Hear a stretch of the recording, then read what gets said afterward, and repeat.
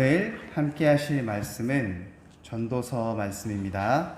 구약성경 전도서 6장 1절에서 6절 말씀입니다. 전도서 6장 1절에서 6절 말씀. 제가 가지고 있는 성경책은 953페이지입니다. 말씀을 한 절씩 읽도록 하겠습니다. 내가 해 아래에서 한 가지 불행한 일이 있는 것을 보았나니 이는 사람의 마음을 무겁게 하는 것이라.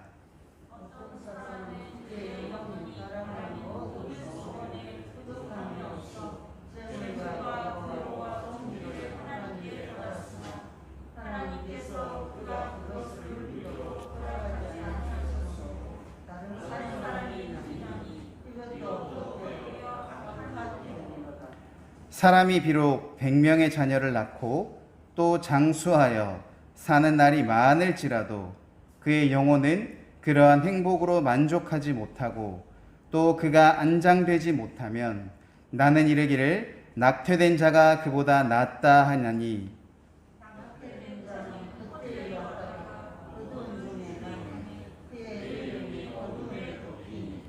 햇빛도 보지 못하고 또 그것을 알지도 못하나 이가 그보다 더 평안함이라.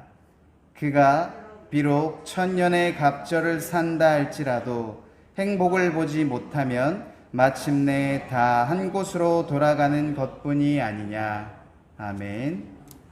은혜로신 하나님 아버지, 이 모든 것이 하나님의 은혜인 줄로 믿습니다. 하나님을 의지하고 하나님 앞에 나아가는 자들은 모두 그 하나님의 은혜 속에서 살아났음을 이 시간 믿음으로 고백합니다.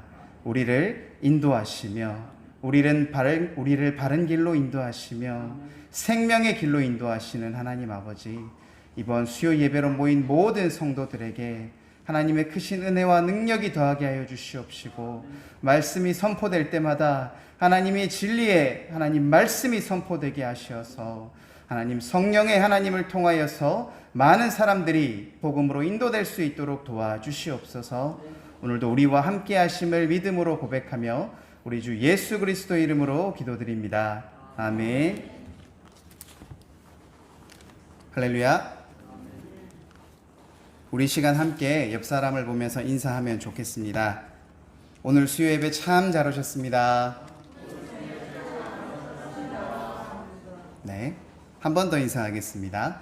하나님께서 당신과 함께 하십니다. 아멘. 오늘은 평소보다 더 밝고 힘이 넘치시는 것 같아요. 그걸로 인해서 더 제가 좀 힘이 나는 것 같습니다. 오늘은 말씀의 시작을 한 목사님의 이야기로 시작을 하려고 합니다. 어느 한 목사님의 고백인데요. 이 목사님께서는 외국에 집회를 한 번씩 나가실 때가 있다고 합니다. 그럴 때마다 시차 문제로 인해서 새벽에 종종 숙소에서 눈을 뜬다고 합니다. 그동안 바쁘고 분주했던 교회의 목회 현장을 떠나 있는 그 상황에서 시차로 인해 얼마 잠을 자지도 못한 그 새벽 시간에 몸이 피곤할 텐데도 불구하고 오히려 적막하고 고요한 타국에서의 새벽 시간에 오히려 자신의 삶을 찬찬히 돌아볼 수 있어서 참으로 유익했다고 합니다. 저는 언제쯤 이런 목사님의 수준에 다 도달할지 참으로 벌써부터 은혜가 되었습니다. 어느 날 이 목사님께서 또다시 외국으로 집회를 나가게 되었습니다. 그리고 첫날 집회를 하시고 그 다음날 새벽에도 어김없이 눈을 뜨게 되었습니다. 그날도 자신의 분주했던 자신의 삶을 내려놓고 차분히 자신의 삶을 돌아보고 있던 목사님의 마음에 하나님께서 질문을 던지셨다라고 합니다. 그 첫 번째 질문은 이러했습니다. 나는 목회자로서 행복한가? 진짜로 행복한가? 그리고 연이어서 두 번째 물음이 있었다고 합니다. 내가 행복하다고 한다면 그것은 하나님으로 인한 것인가? 아니면 교회가 부흥되고 이제 목회자로서 어느 정도 이름이 알려지고 유명해지면서 그것 때문에 누리게 되는 좀 본인이 생각하기에 질이 낮은 그러한 것 때문에 내가 행복하다라고 생각하는 것인가? 라는 질문이 그 목사님의 마음속에 계속 맴돌았다고 합니다. 우리 삼관교회 성도 여러분, 오늘 제가 여러분에게도 동일한 질문을 드려볼까 합니다. 여러분들은 그리스도인으로서 행복하십니까? 진짜로 행복하십니까? 만약 행복하다라고 입을 소리로 안 내고 마음속으로라도 대답하셨다면 그것은 여러분들에게 주어져 있는 여러 가지 조건이나 또한 좋은 환경들 그리고 하나님께서 복을 주실 것이라 생각해서 그런 것 때문에 기쁘십니까? 아니면 그러한 조건이나 환경 없이 오직 하나님과 동행함으로써 내게 주어지는 그 평안함과 안정감에서 오는 행복입니까? 우리는 감사합니다.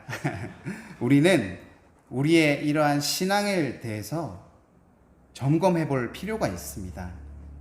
또한 행복에 대한 점검이 필요한 이유는 이 시대가 점차 행복을 잃어가고 있기 때문이기도 합니다.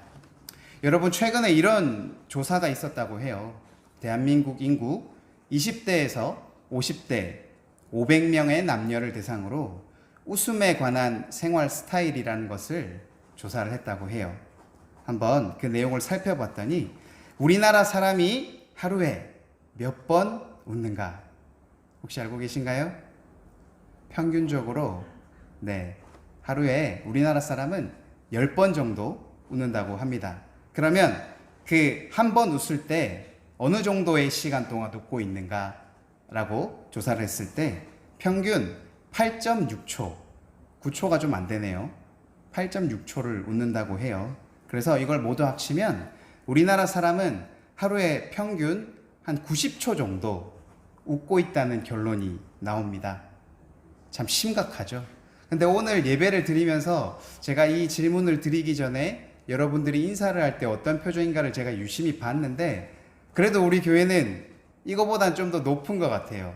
우리 한기옥 집사님도 너무 지금 한박웃음을 짓고 계시고 모두들 오늘은 좀 힘이 있고 행복한 것 같아서 저도 좀 마음의 부담이 덜한데 대한민국의 평균이 이렇다라고 해요. 하루에 10번 그리고 한 번에 8.6초 정도 그리고 하루에 다 따져봐야 90초 정도밖에 웃지 않는다고 해요.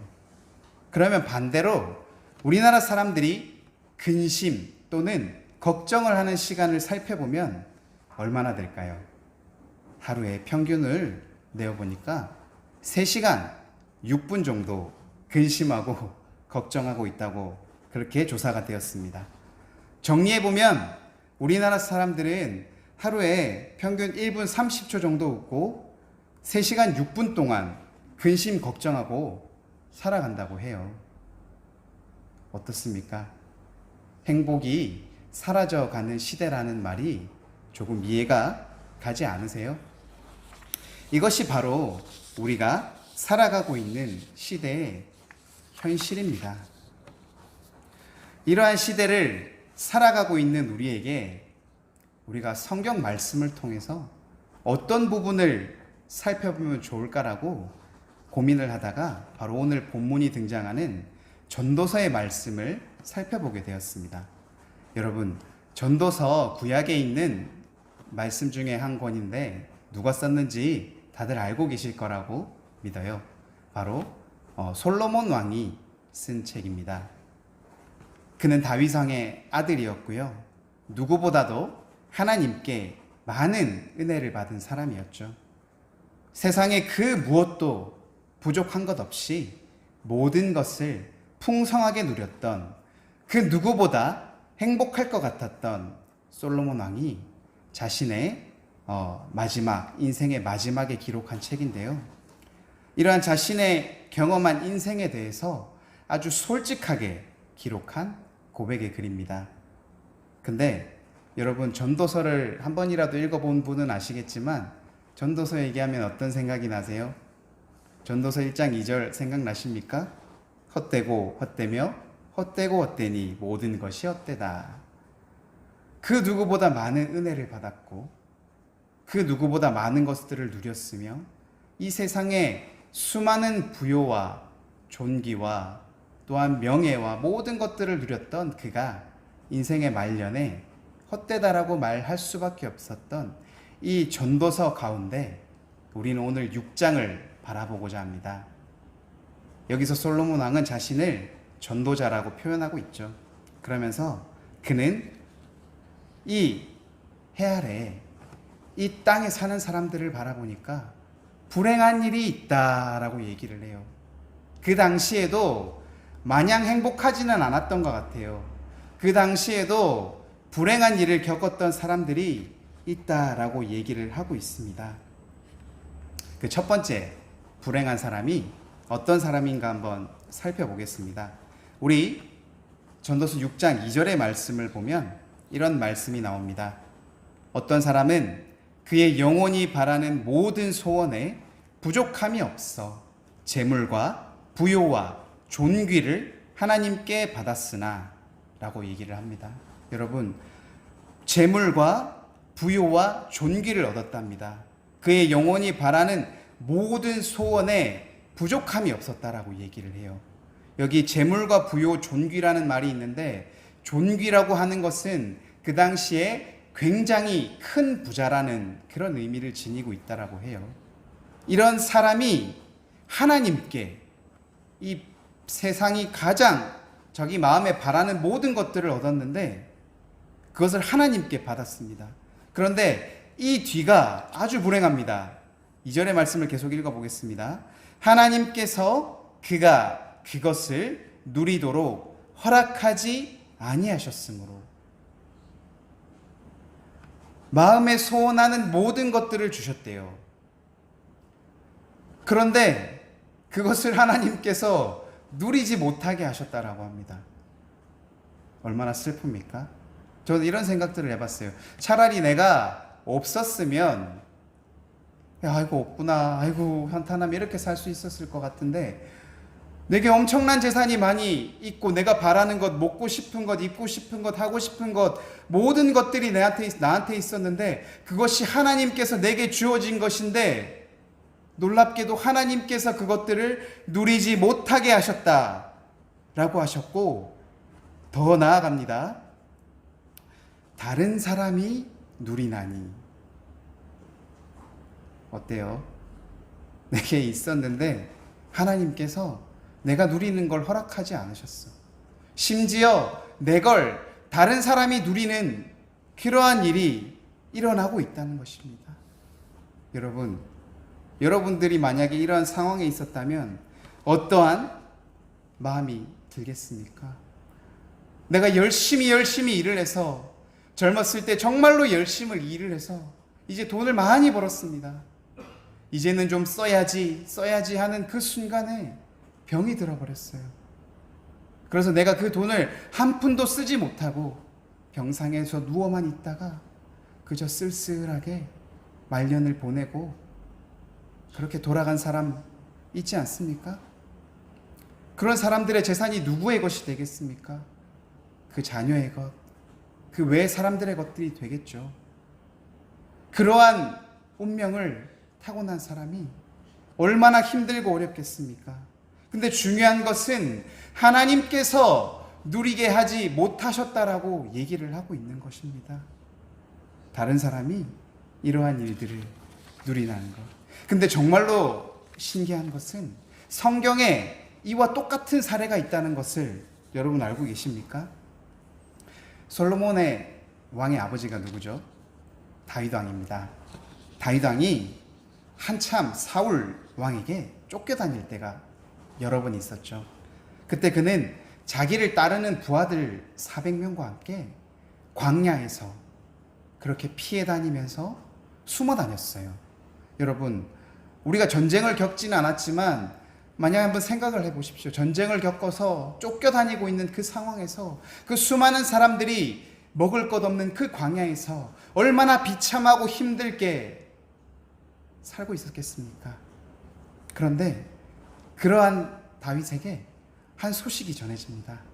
나발이라는 부자가 있는데 그 부자가 자기네 양들의 털을 깎는 일을 이제 시작한다라고 그런 소문이 들었던 거예요. 당시에 양의 털을 깎기 전에는 주인이 먼저 그 일하는 일꾼들에게 부지런히 상을 차려서 배부르게 먹이고 하는 그러한 전통이 있었다라고 얘기를 해요. 그 소식을 들은 다윗이 수하 10명을, 부하 10명을 그 나발의 집으로 보냅니다. 그랬는데 나발이 먹을 것을 주었을까요? 나발은 그 다윗의 수하에게 먹을 것, 필요한 것들을 나눠주지 않았어요. 오히려 그들에게 다윗을 욕하고 모욕하는 일들을 그 부하들 앞에서 해버립니다. 그 소식을 전해들은 다윗이 분노했어요. 그래서 그가 이 나발을 죽이고자 자기의 휘하에 있는 400명의 병사들을 데리고 나발이 있는 집으로 찾아갑니다. 그런데 참으로 다행스럽게도 이 나발에게는 지혜로운 아내가 있어요. 지혜로운 아내 아비가일이 있었죠. 그 아비가일이 그 다윗이 온다는 소식을 듣고 쫓아 나옵니다. 나와서 이 다윗 왕과 이 백성들, 그 수하들에게 먼저 용서를 구하죠. 그리고 고기와 먹을 것들, 필요한 것들을 푸짐하게 차려줘서 대접을 합니다. 그래서 다윗이 그 음식을 받고 나발을 용서하고 돌아갑니다. 이후에 이 나발이 다윗 왕이 자기를 죽이려고 왔다는 그 소식을 전해 듣자마자 그때부터 떨기 시작합니다. 그리고 열흘간 떨다가 그는 죽고 맙니다. 이것을 사무엘상에서 이렇게 표현하고 있습니다. 여호와께서 나발을 치심에 그가 죽으니라. 그가 죽은 뒤에 그 재산이 어떻게 됐겠습니까? 그 아내였던 아비가일에게 돌아가게 되고 결국 그 아비가일이 누구와 결혼을 하죠? 다윗 왕과 결혼을 하게 됩니다. 그래서 그 나발의 그 모든 재산들이 결국은 다윗에게 가게 되는 것입니다. 이 나발이라는 사람이 정말로 많은 돈을 가지고 많은 양들을 가진 부자였음에도 불구하고 그가 그것들을 쓰지도 못하고 그는 그 재산을 모두 다른 사람에 쓰게 되는 그러한 상황이 벌어지는 것입니다. 이것이 하나님에 의해서 일어난 일이라는 것입니다. 얼마나 나발로서는 좀 억울한 면이 있지 않을까요? 또한 두 번째로 이 해 아래에서 불행한 일이 있다라고 얘기를 하고 있습니다. 오늘 말씀 3절에서 6절 말씀인데요. 한번 3절의 말씀을 제가 한번 읽어보겠습니다. 사람이 비록 100명의 자녀를 낳고 또 장수하여 사는 날이 많을지라도, 여러분, 자녀를 100명이나 낳는다는 것이 지금으로서는 이해하기 어렵습니다만 당시에는 일부 다체제였기 때문에 수많은 자녀들을 낳을 수 있었습니다. 그럼에도 100명이라는 숫자는 굉장히 많은 숫자일 것입니다. 이렇게 100명의 자녀를 낳을 동안에 그만큼 그의 수명은 얼마나 길었겠습니까? 그가 자녀의 복도 받고 또한 장수하는 복도 받았습니다. 그리고 그는 많이 살았죠. 그렇게 복을 받았지만 그에게도 불행한 일이 있습니다. 계속 말씀을 읽겠습니다. 그의 영혼은 그러한 행복으로 만족하지 못하고, 자녀가 100명이나 되고 내 수명이 장수하여서 오래 살았지만 그의 영혼이 행복하지 못하였다고 합니다. 오래 살고 자녀들이 많았지만 불행한 삶. 여러분, 그런 삶 살고 싶습니까? 더하여서 이렇게 표현하고 있습니다. 또 그가 안장되지 못하면, 그가 죽었을 때 그는 100명이나 되는 자녀를 갖고 있었지만 그에게 효도하며 그를 좋은 곳에 묻어줄 만한 자녀가 단 한 명도 없었다는 것입니다. 자녀가 100명이 있고 오래 살면 뭐합니까? 그의 영혼에 즐거움이 없었고 그가 죽었을 때 그에게 장사 지내줄 그 한 명의 자녀가 없었다면 그 사람의 삶을 과연 누가 성공했다라고, 과연 누가 행복하게 살았다라고 말할 수 있겠습니까? 그래서 말씀은 이렇게 비유합니다. 자녀의 복을 많이 받고 장수한 사람을 대비해서 우리 그 뒤에 말씀, 나는 이르기를 낙태된 자가 그보다 낫다 하리라. 여러분, 낙태가 뭔지 알죠? 아이가 태어나기 전에 죽음에 이르는 것을 말하지 않습니까? 세상에 그보다 불행한 생명이 어디 있습니까? 생명을 받았음에도 불구하고 그 생명을 하루도 살아보지 못하고 한 시간도 살아보지 못하고 그저 어머니의 뱃속에서 죽을 수밖에 없었던 그 낙태된 자가 오늘 이 자녀가 100명이나 있으며 장수한 자애보다 더 낫다라고 얘기를 하고 있는 것입니다. 왜 그렇게 얘기할 수 있을까요? 첫 번째, 낙태된 자가 헛되이 왔다라고 말하고 있습니다. 여러분, 낙태된 자는 이 세상에서 한 일이 아무것도 없습니다. 아무것도 소유해 본 적이 없습니다. 아무것도 누려보지 못했습니다. 그래서 그저 그는 헛되이 왔을 수밖에 없습니다. 그리고 두 번째, 그 낙태된 자는 어두운 중에 간다라고 되어 있습니다. 어머니의 뱃속에 있다가 그대로 어두운 땅 속에 버리고 말기 때문입니다. 세 번째, 그 이름이 어두움에 덮이니 낙태된 아이는 이름이 없습니다. 그 아이를 불러줄 사람도, 그 아이를 기억해 줄 사람도 없습니다. 사람들의 기억 속에서 완전히 사라질 수밖에 없는 존재가 되는 것입니다. 넷째, 햇빛도 보지 못하고라고 말하고 있습니다. 이 세상에 태어나지 못했기 때문에 그 따뜻한 태양 한 번을, 햇빛 한 번을 바라보지 못했습니다. 그럼에도 불구하고 낙태된 자가 더 나은 이유는 딱 한 가지입니다. 우리 말씀에 이가 저보다 평안함이라, 평안하다라고 말하고 있습니다. 이 낙태된 자는 소유된 것도 없고 빛을 바라본 적도 없고 그의 이름을 기억해 주는 자도 없고 아무것도 할 수 없는 존재였지만 그는 소유하지 못했기 때문에, 누리지 못했기 때문에 그는 마음이 평안하다라고 말을 합니다.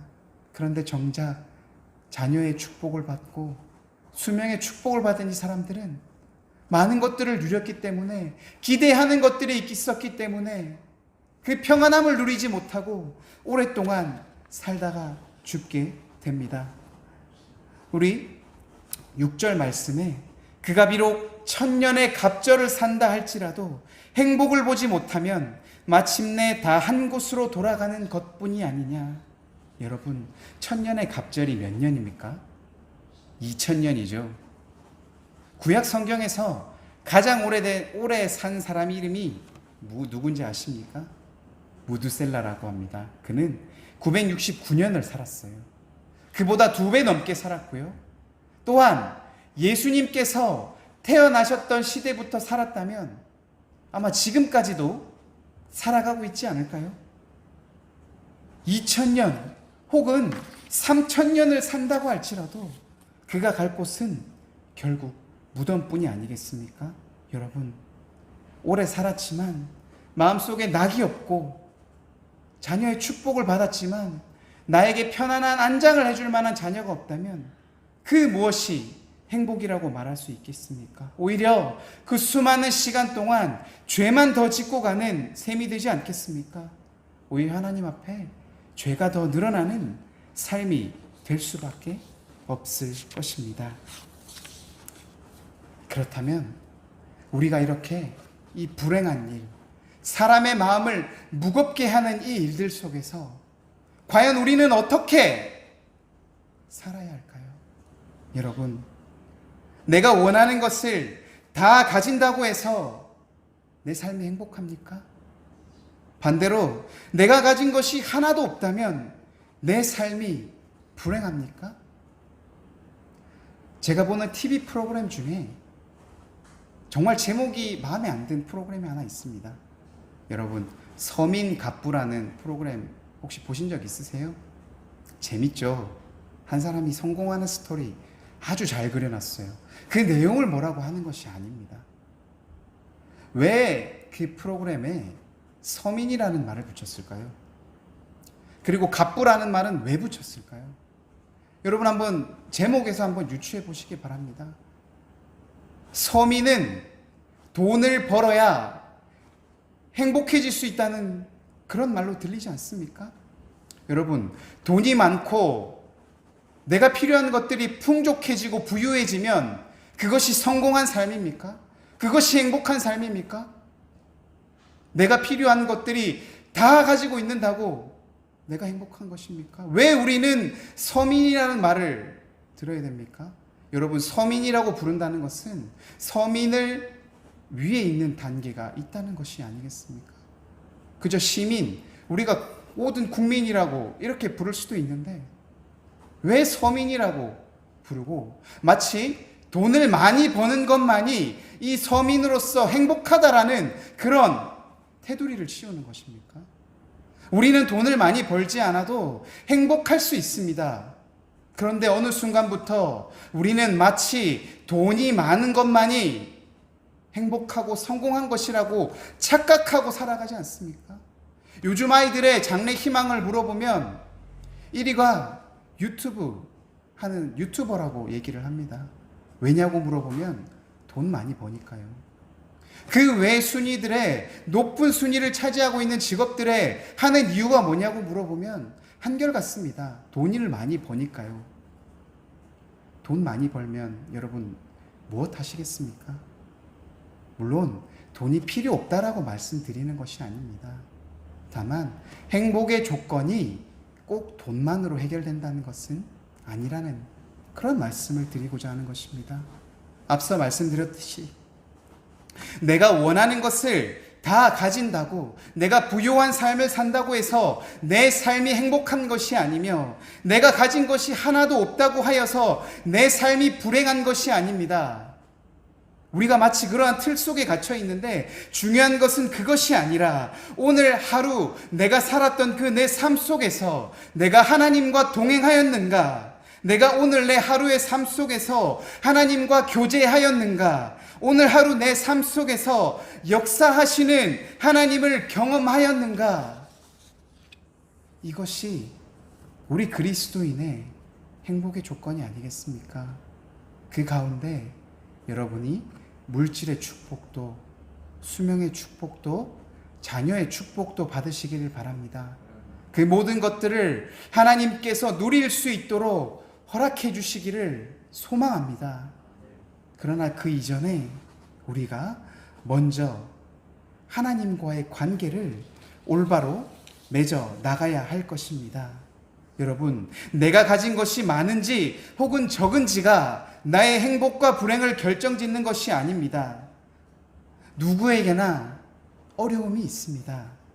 그 어려움에 우리가 높낮이를 매길 수 없는 이유는 그 사람에게 있는 어려움이 그것이 가장 그에게는 힘든 일이기 때문입니다. 이러한 힘든 상황에서 중요한 것은 그 어려움 가운데에서도 나와 함께 하시는 하나님을 바라보려고 힘쓰고 애써야 한다는 것입니다.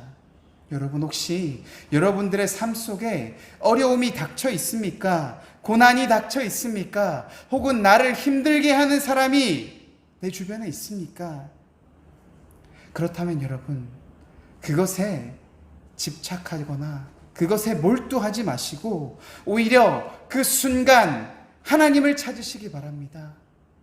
내 고난과 내 문제와 나를 힘들게 하는 사람과 붙잡고 씨름한다고 하여서 그 모든 것들이 해결되는 것이 아닙니다. 그 상황 속에서 나를 바라보시며 나를 위로하시며 나에게 평안을 주시는 하나님을 바라보고 애쓸 때 여러분들은 행복한 그리스도인이 될 줄로 믿습니다.